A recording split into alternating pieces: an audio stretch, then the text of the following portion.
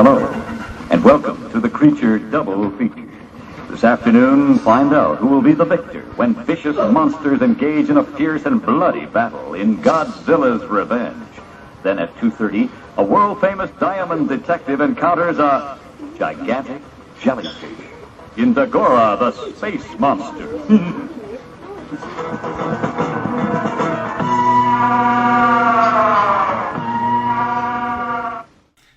And that's how I spent my Saturdays typically.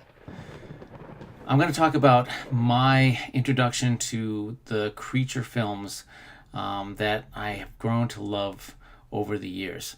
And my first exposure to these films was on Saturdays, programming on Channel 56 in Boston. It was called Creature Double Feature. This programming happened every Saturday from 1 o'clock till 5, and they typically showed 2 movies, an hour and a half each. And the way the programming was designed was it didn't really care about the original length of the films. If one film was scheduled for an hour and a half, if its original length was longer than an hour, they would cut the film and then also insert commercials. If it was significantly shorter than an hour, say the old Universal films, they would just tag on more commercials. So no matter what, they fit each movie into an hour and a half time slot. And this is how I got introduced to all kinds of different creature movies growing up.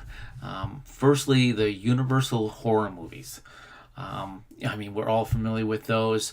1931's Dracula, following up with Frankenstein, The Mummy, The Invisible Man, and all their sequels. And then in the 40s, the Wolfman was introduced, and then they had all these pairings of the creatures. And then in the 50s, Creature of Black Lagoon, and in the 50s, all these type of science fiction type monster movies. And so Universal movies was something from my early childhood that I really appreciated. And it didn't matter that they were black and white. Back in those days when you were watching TV at home, in many cases, the television that you had in your bedroom was black and white. So it didn't matter, you were watching black and white anyway.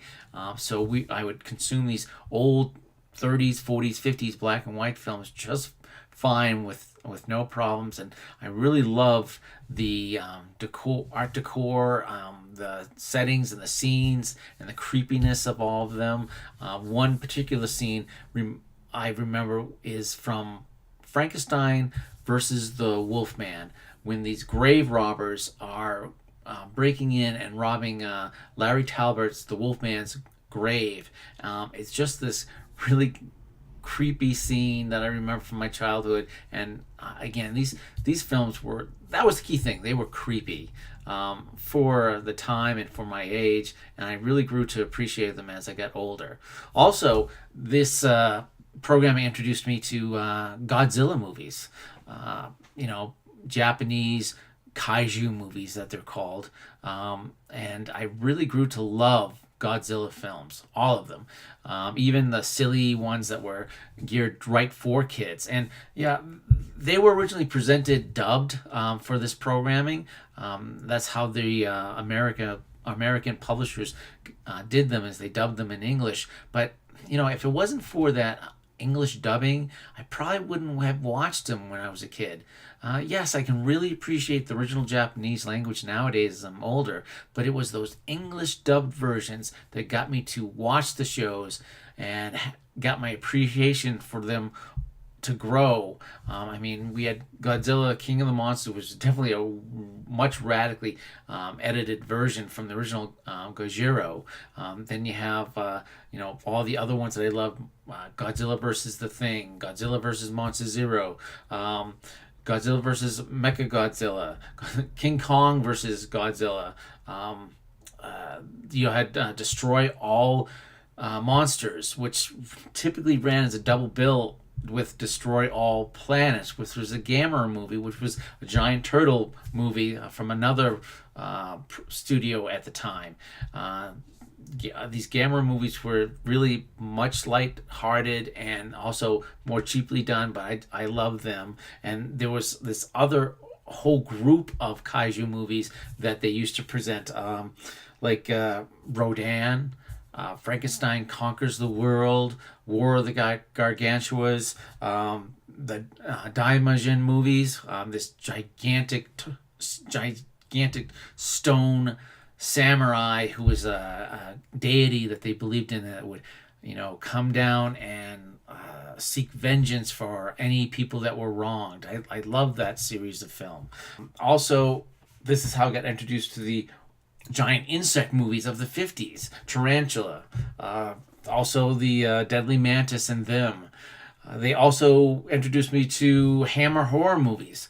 Their versions of Dracula, Frankenstein, and the Wolfman, the Curse of Werewolf.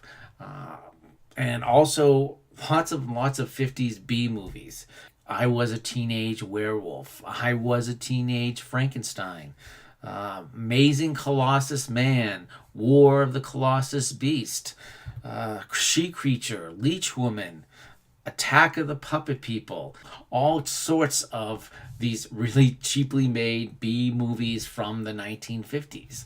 Now, this really how I was introduced to horror movies of the time, and also monster movies, and I've grown to love these movies. I appreciate new movies as they come out, but this programming, the Creature Double Feature, is how I was introduced to all of these. This is how my love of these movies grew. This is how I appreciated and got exposed to all kinds of different formats. These black and whites, these colors, these Japanese, these cheaply made, these wonderful, wonderful films that just, sparked my imagination as a young child, and made me just love this genre of film to this very day.